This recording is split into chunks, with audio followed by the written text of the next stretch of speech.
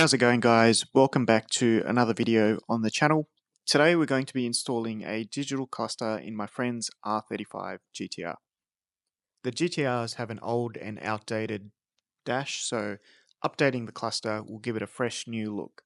This particular cluster is from a store called Drimatt, which we'll go into in a little bit more detail later on in the video, but you can see here it does look really good, and for the price point is a better alternative, or a cheaper alternative to a Motec dash.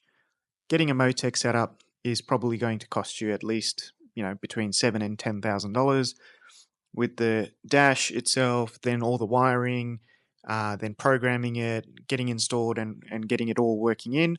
Plus you need a few little bits and pieces like an adapter plate and things like that to have it all working perfectly. And then I don't even think it works with the standard ECU. So on top of that, you need to add the cost of the Motec ECU and subsequently all the tuning and programming required for the Motec. So this is a pretty good alternative for someone who doesn't want to go down that path and wants a fresh look for the R35's interior. So let's get into it. Okay, so this will probably only take you about 30 to 40 minutes if you took your time. You could probably do it quicker, but the first thing you need to do is to basically adjust the steering wheel, move it all the way forward and then all the way down. And there is some clips with a little plastic piece on top of the steering wheel. Now, there's clips at the front side and there's clips at the back side. So if you slowly pry the clips at the back side of the top of the steering wheel, you should be able to pull that out. Now, if you did the ones at the front, they're a lot harder to get back in place, whereas the ones at the back is a little bit easier to clip back in once everything is installed back. So do that first and then start to pull all of the surrounding plastic panels. So there's a couple of panels underneath. There is a panel on the side, which I'll show you in a second, and the leather piece on top of the dash, if you just pry the corner and just lift it up a little bit, then it'll make maneuvering the cluster out a little bit easier later on. That piece is a little bit fiddly, so you might need a clip remover or maybe a flathead screwdriver could make your life easier as well. So once that's done, you can get onto the panels underneath and to the side, and I'll show you that right now. Okay, so this bottom panel, it is a little bit fiddly as well. It basically needs to be pulled in a downward motion to get that to unclip. So once that's unclipped, you'll have access to some of the bolts.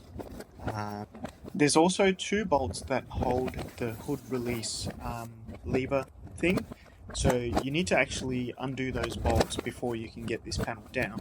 I forgot to record that part, so I'll show you in a second what I mean. But once that's done, this panel is then loose, and you can start to pull it in a downward motion to get it out.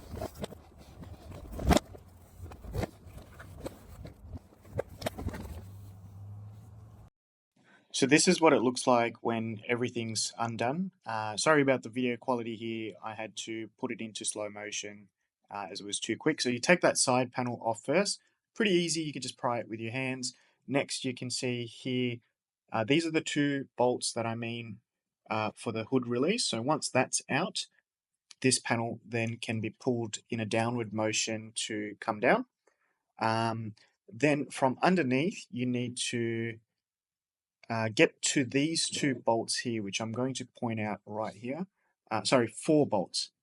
So you can't see the bolts in place here, but there's 4 bolts, and this holds the cluster from underneath. So that's the only thing that's really holding the cluster in place. So once you've undone those, the cluster will now be loose and you should be able to pull it out. There is a dash pad here, this part right here. If you just unclip that a little bit, it'll give you a little bit more room to maneuver the cluster when you need to take it out. Then behind the cluster, there is 2 clips for wires. They're pretty easy to take out, a little bit fiddly, but because of the space behind it, but it shouldn't be too hard for you to remove. Once those wires are unclipped from the back of the original dash, you can start to maneuver it out. I found that you needed to lift this side panel up slightly and kind of angle it inwards a little bit. Oh yeah. Just like this right here. You know, it's hard enough and fucking reaching, just slowly, let alone sort of pull it out. It is a bit fiddly, but you'll get it out in the end. After it's out, it's pretty much a case of undoing all the screws that hold the original cluster in place and putting the new cluster in and then screwing everything back down. Pretty straightforward. There's not much really to show or see here. You'll work it out. Once you get it out, you'll be able to see which screws I mean. So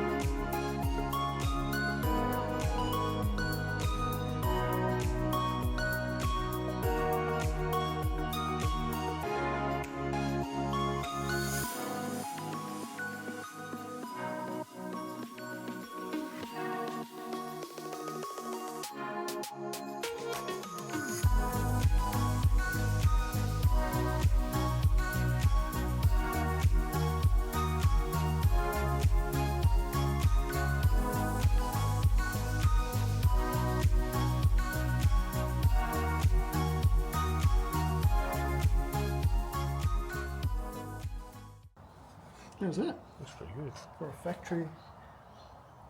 Fits like factory. Fucking hell. Yeah, it actually looks good.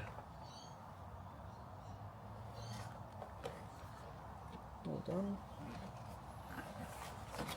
right, as you can see, it fits like factory, which is really, really good. So they've designed it to fit flush into the factory cluster. So yeah, like from that perspective, 10 out of 10. Now we need to maneuver this back in. Again, a little bit tricky. You need to kind of play around with some angles and work it out, but it will eventually go in. And that dash pad on the corner, if you lift it up slightly, it'll help you to maneuver the dash back in. From front side down. Lift that side up, this. Yeah.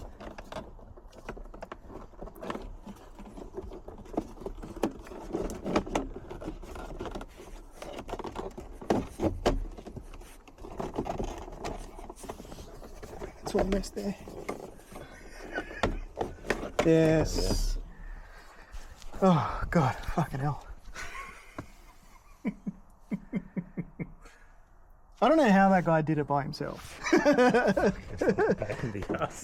Gusto, with gusto. Now we're going to try and get those fucking cables in.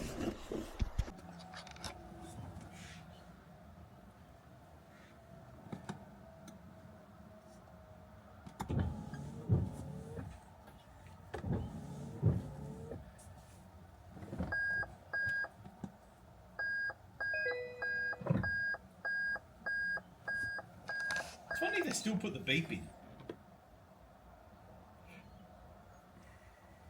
I think they had to. I suppose it's for ADR compliance. Well, my Motec doesn't have any sound, so I don't know when I've got blinkers on or off. Alright. So I have to pay attention to it, which was one of the things that I was like, I wish I had that sound, even though, you know,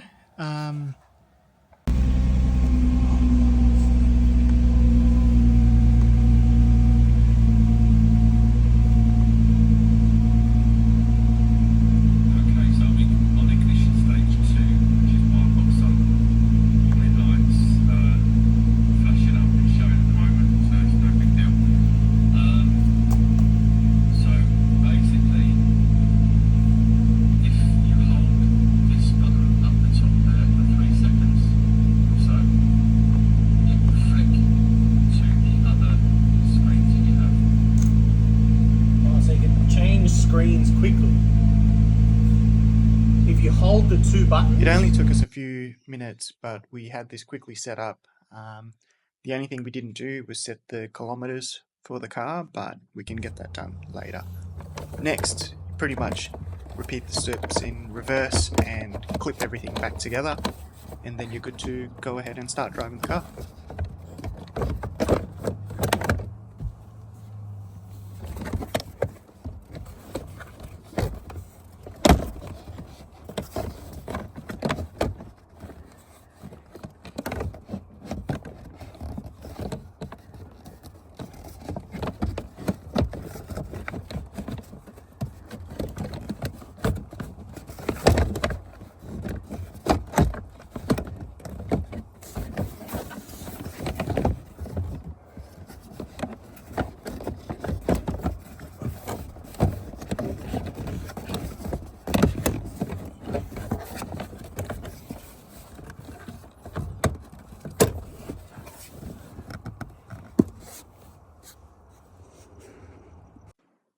Once we had all the trims back together, we pretty much started to play around with the dash and check all the features and functions. It's pretty simplistic. There's 3 different dash layouts inside the menu system. You can also hold one of the top buttons on the right side there, and that will quickly change between your dash layouts. So what we were just checking inside the menu is the various options that you could change and play around with. There's settings for PSI or KPA. You can change that kind of stuff around and have it displaying in the way that you like. Overall though, pretty impressed with this dash. It is, like a factory fit, gives the GTR a more modern look.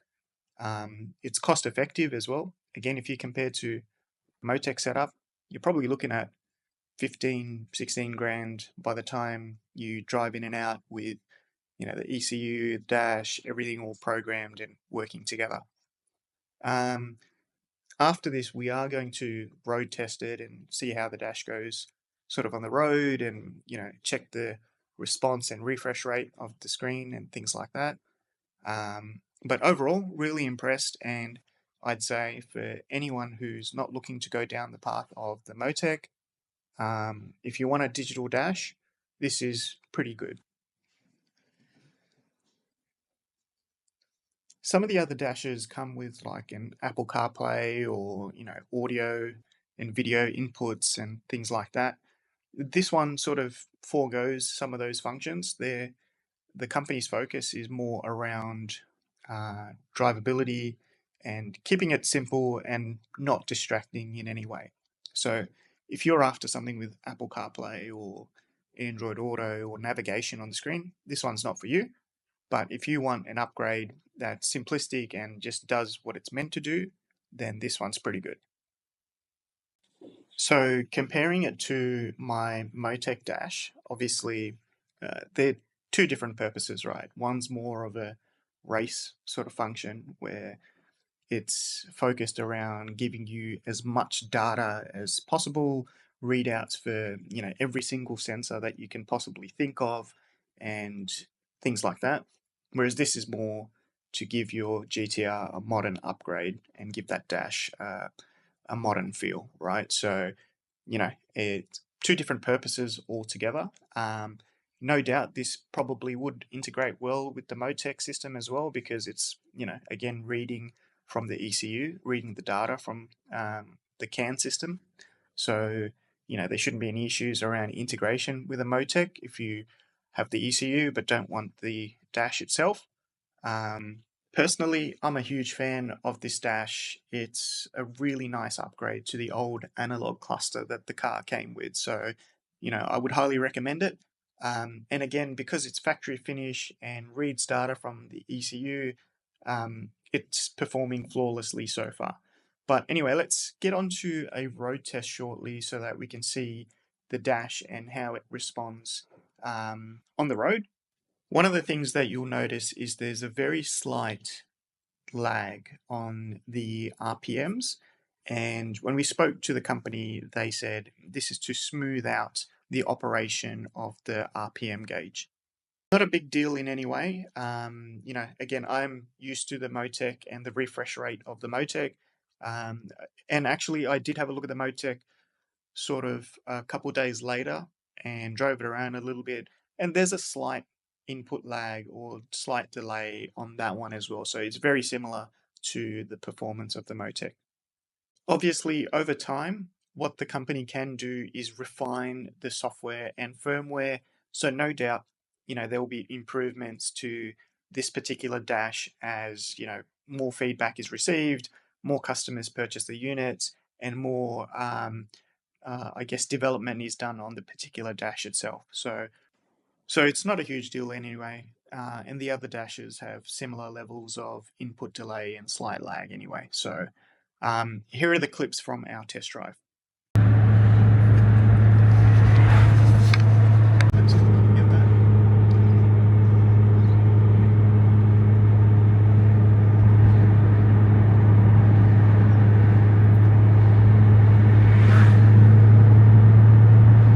Does the dash seem pretty responsive, or?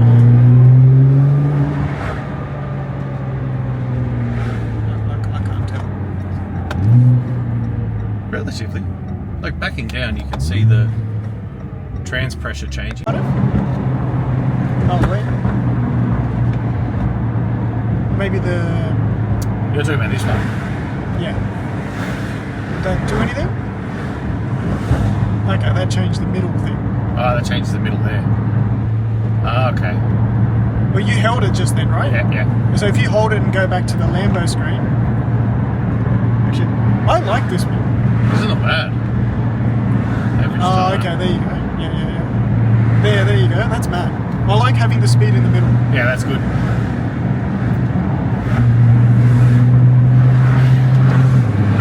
That's better. That's much better than what it was before. Sorry, I hope it's not distracting you.